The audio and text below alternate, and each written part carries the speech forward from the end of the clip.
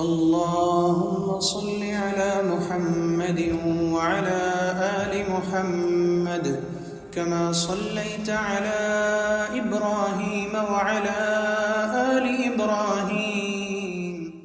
سب سے پہلے اللہ تعالیٰ نے سورہ نساء آیت نمبر 110 میں کیا فرمایا ہے؟ 110 میں اللہ نے کیا کہا؟ اللہ نے کہا کہ اگر کوئی انسان گناہ کرتا ہے تو اسے کیا کرنا ہے؟ اللہ کے دربار میں آ کر استغفار کرنا ہے۔ ثم یستغفر اللہ، وہ اللہ کے دربار میں آ کر استغفار کرے گا کہ اللہ مجھ سے فلاں گناہ ہو گئی ہے، تم معاف فرما۔ تو اللہ تعالیٰ یجد اللہ، وہ پائے گا اللہ تعالیٰ کو غفورا رحیما، رحم کرنے والا اور اس کے گناہوں کو معاف کرنے والا، رحم کرنے والا اور گناہوں کو معاف کرنے والا پائے گا۔ یعنی کہ اس آیت میں اللہ تعالیٰ نے کہا کہ اگر کوئی انسان گناہ کرتا ہے، گناہ کے فوری اللہ سے توبہ کرتا ہے تو اللہ تعالیٰ اس کے گناہوں کو معاف کریں گے۔ ترجمہ دیکھیے، ومن جو، واو کا مطلب ومن کا مطلب جو، یہ عمل کرتا ہے، عمل سوءً برا عمل، سو کا مطلب برا، جیسا کہ ایک ہوتا ہے کہ برا عمل دوسروں کا مال ہڑپنا، دوسروں کی غیبت کرنا، یہ تمام برا عمل ہے۔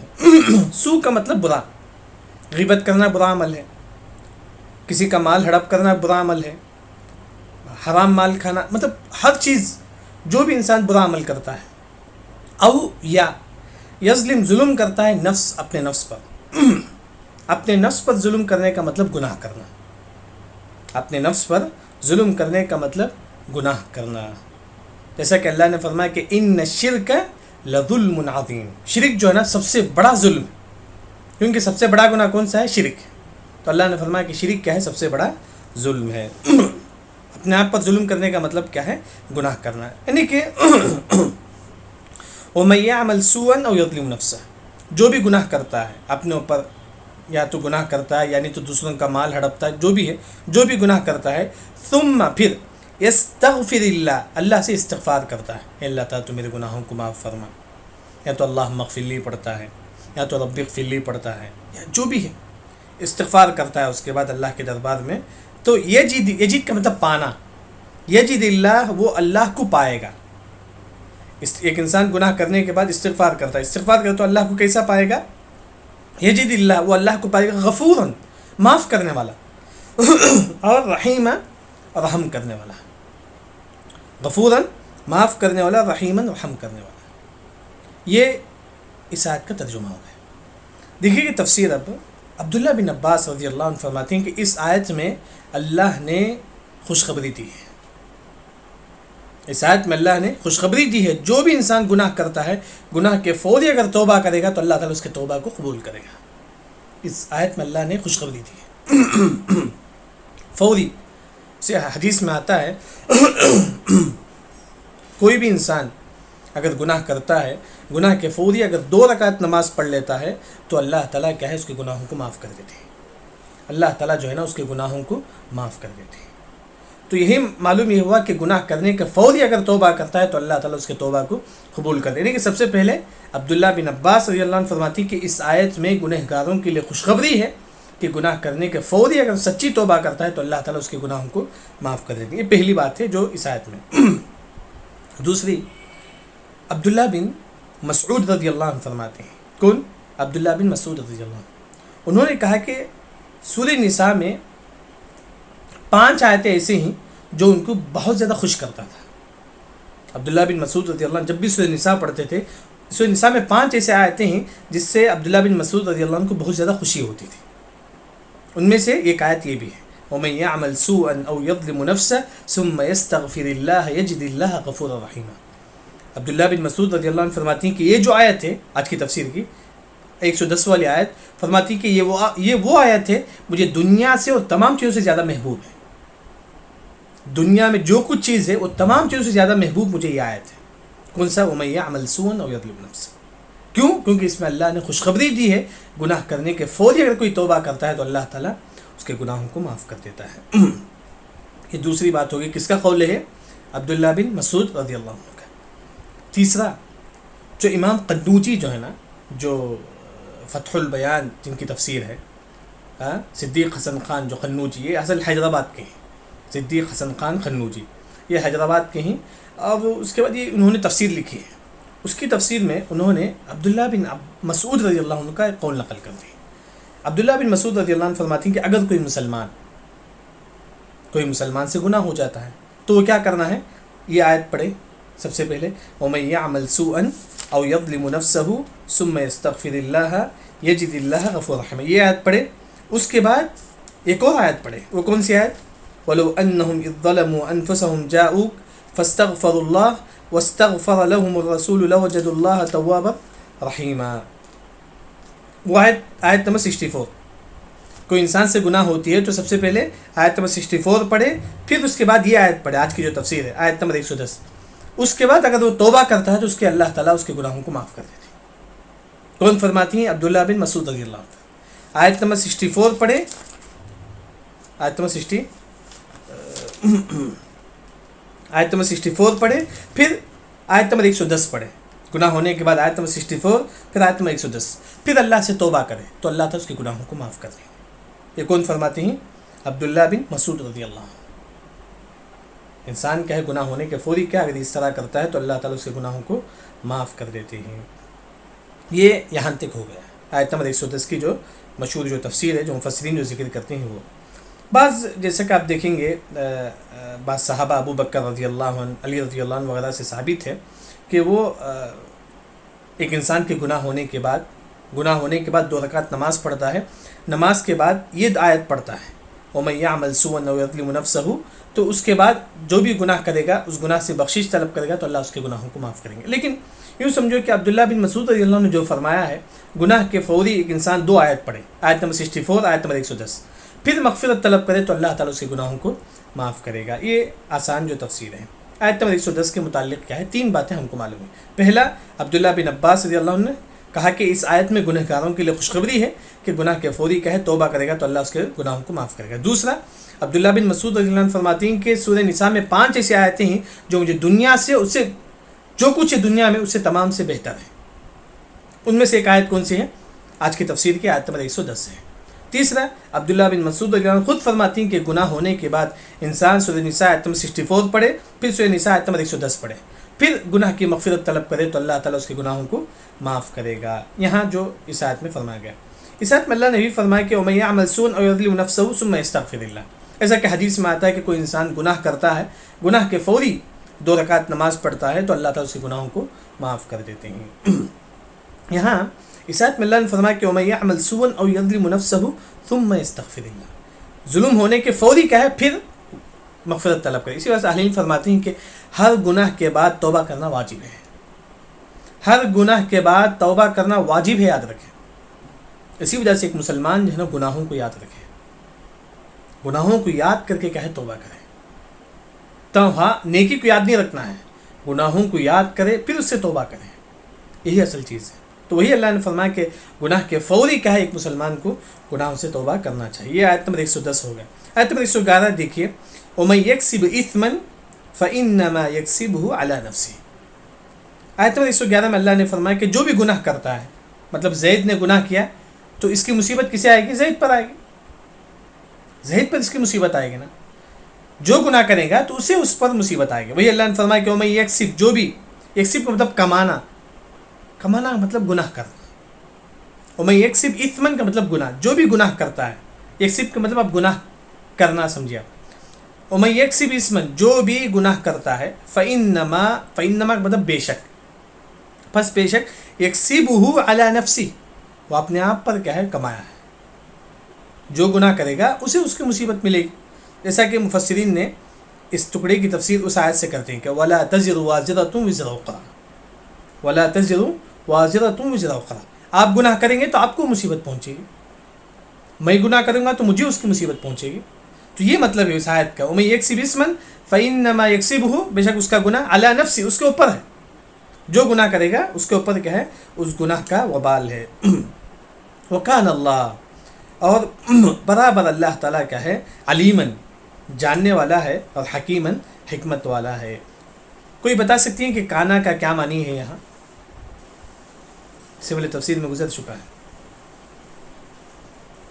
ہمیشہ لا یزال کا من. احسنت احسنت. اسے کیا بولتی ہیں عربی زبان میں مفسرین؟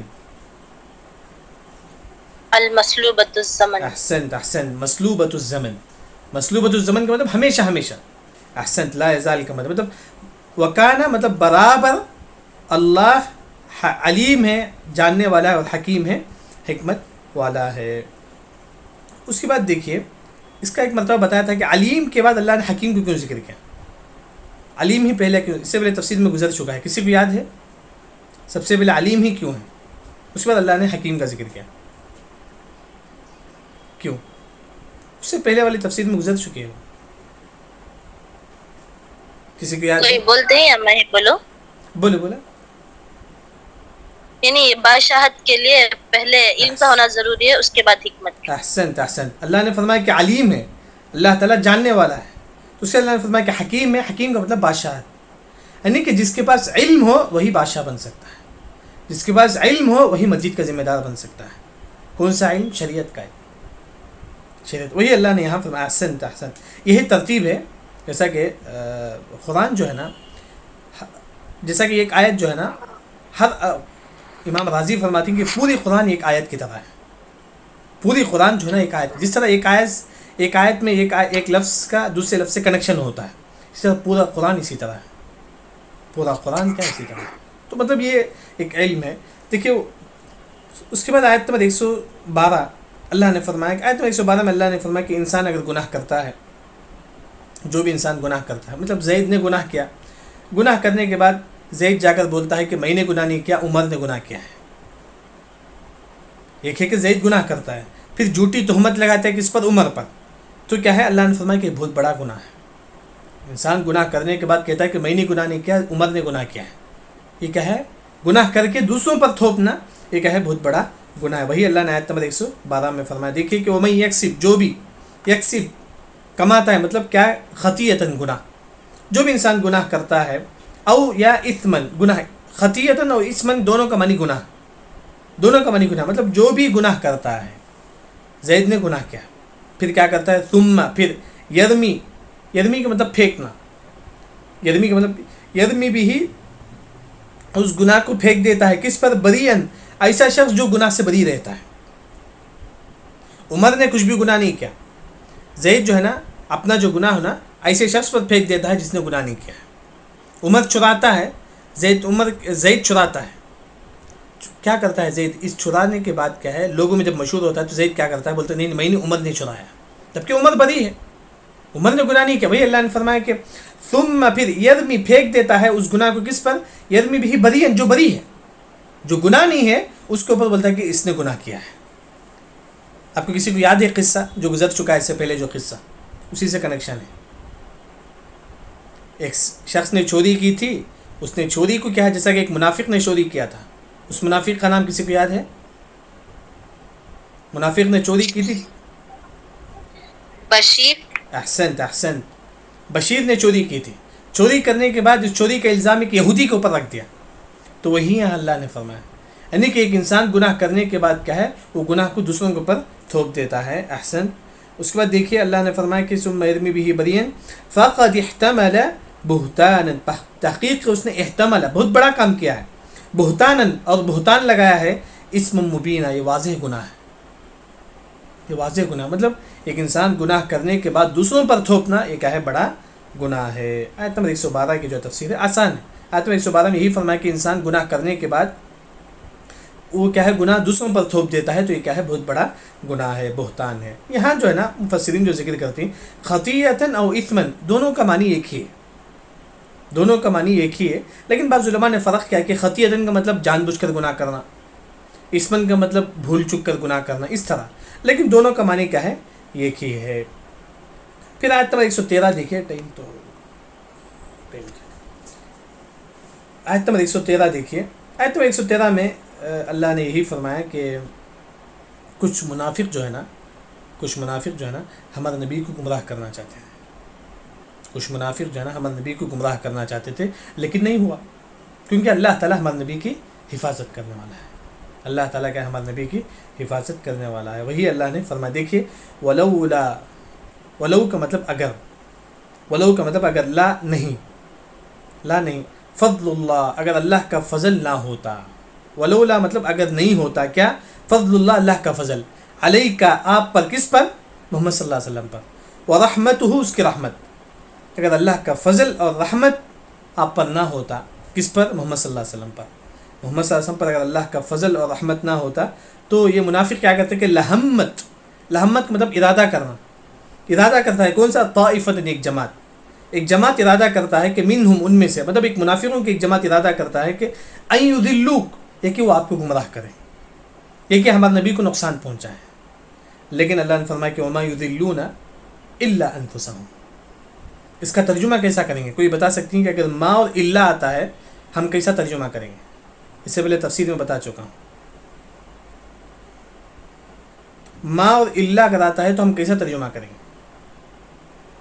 ما اور الا دونوں کو ہٹا دیں گے۔ احسنت، ما اور الا دونوں ہٹا دیں گے تو کیا ترجمہ ہوگا؟ یضلون انفسهم، وہ خود کیا ہے اپنے آپ کو گمراہ کرتے ہیں، وہ خود کیا ہے اپنے، آسان ترجمہ سمجھنے کے لیے اگر ما کے ساتھ ترجمہ کریں گے، ما یضلون، وہ گمراہ نہیں کرتی کہ الا مگر انفسهم، اپنے آپ پر، ما اور الا لگا اللہ تاکید پیدا کرنا چاہتا ہے، تاکید کیا ہے اللہ تعالیٰ پیدا کرنا چاہتا ہے، لیکن اگر سمجھنے کے لیے ما اور الا کو ہٹائیں گے آپ، یضلون انفسهم، یہ جو منافق جو ہے نا ہمارے نبی کو نقصان پہنچانا چاہتا تھا، تو اللہ نے فرمایا کہ یہ نبی کو نقصان نہیں پہنچا سکتے، لیکن کیا ہے؟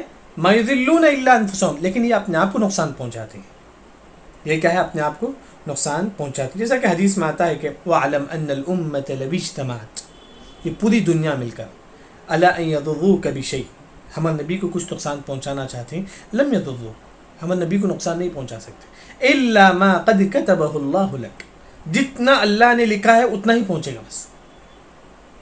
پھر ہمارے نبی نے فرمایا کہ وَعْلَمْ أَنَّ الْأُمَّةَ لَوِ اجْتَمَعَتْ، یہ پوری دنیا مل کر عَلَىٰ أَن يَنفَعُوكَ بِشَيْءٍ، کچھ نفع پہنچانا چاہتے ہیں، کسے؟ ہمارے نبی کو، لم ينفعوك، نہیں پہنچا سکتے، الا ما كتبه اللہ لك، مگر جتنا اللہ نے لکھا ہے۔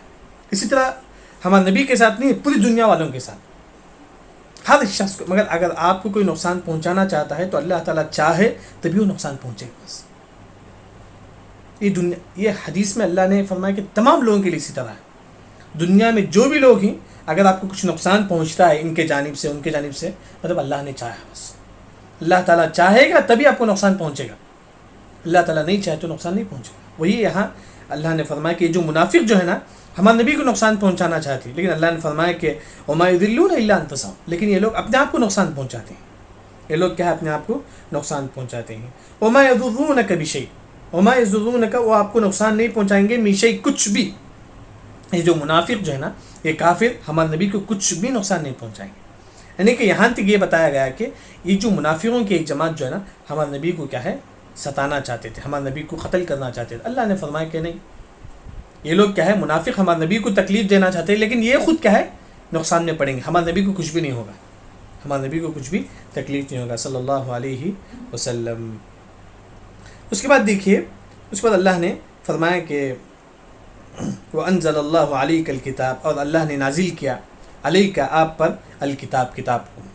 پھر اللہ نے ہمارے نبی کے بارے میں ذکر کیا کہ وَأَنزَلَ اللَّهُ، اللہ نے نازل کیا علیک، آپ پر، کس پر؟ محمد صلی اللہ علیہ وسلم پر، کیا ہے؟ الکتاب، کتاب، اللہ نے محمد صلی اللہ علیہ وسلم پر کتاب نازل کیا۔ والحکمہ، حکمت کا مطلب قرآن کی فہم، مفسرین نے، بعض علماء نے کہا کہ حدیث ہے، بعض مفسرین نے فرمایا کہ قرآن کو سمجھنا، قرآن کو وَأَنزَلَ اللَّهُ عَلَيْكَ الْكِتَابَ وَالْحِکْمَةَ، قرآن کو سمجھنے بھی، مطلب اللہ نے کیا ہے؟ ہمارے نبی کی مدد کی۔ پھر اس کے بعد اللہ نے فرمایا کہ وَعَلَّمَكَ، اور اللہ نے فرمایا کہ ہم نے آپ کو سکھایا ہے کہ ما لم تکن تعلم، جس کو تم نہیں جانتے تھے، ما جس کو، لم تکن، لم نہیں، تعلم جس کو تم نہیں جانتے تھے، لم لا کا معنی کیا ہے؟ نہیں کے معنی میں، لہی کے معنی میں، یعنی کہ وعلمک، اے نبی ہم نے آپ کو سکھایا ہے، ما لم تکن تعلم، جس کو تم نہیں جانتے تھے، مطلب اللہ نے ہمارے نبی پر وحی نازل کی، قرآن کو نازل کیا، اور کئی چیزیں کیا ہے ہمارے نبی کو اللہ نے بتایا، مطلب یہ تمام چیزیں اللہ کی نعمتیں ہیں۔ تو اس آیت کی تفسیر میں مفسرین ذکر کرتے ہیں کہ دین کا جو علم ہے نا دنیا کے تمام علموں سے بہتر ہے، دنیا کا جو تمام علم ہے اس سے سب سے بہتر دین کا علم ہے۔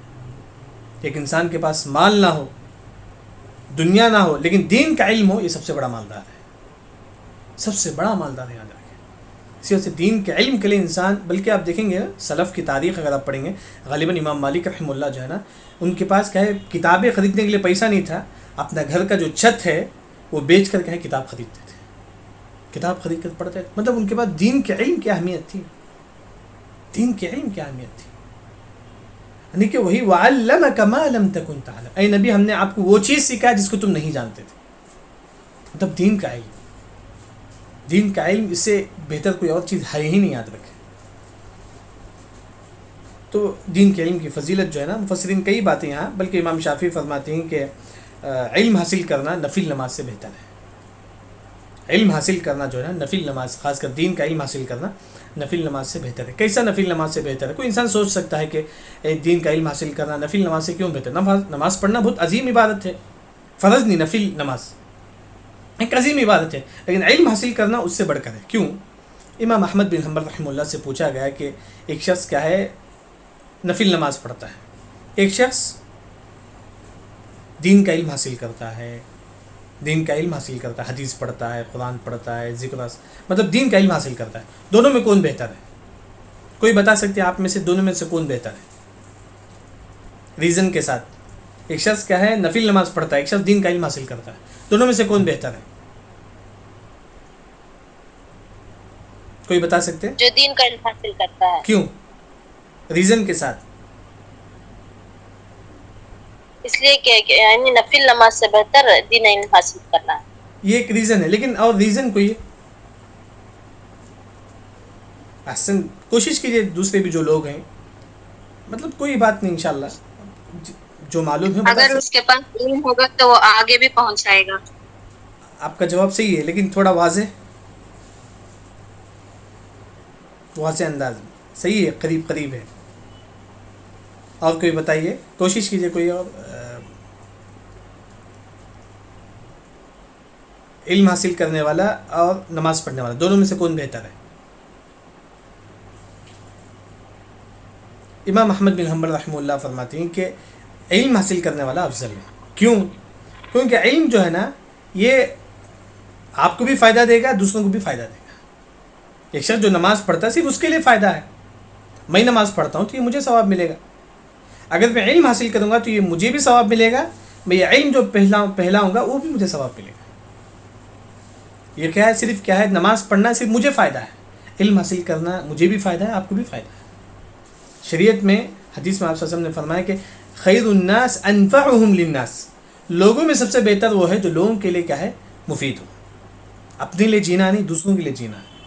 حدیث کا مطلب یہی ہے، یعنی کہ جو دوسروں کے لیے جیتا ہے، خاص کر دوسروں کو نفع پہنچاتا ہے، یہ دنیا میں سب سے بہتر شخص ہے.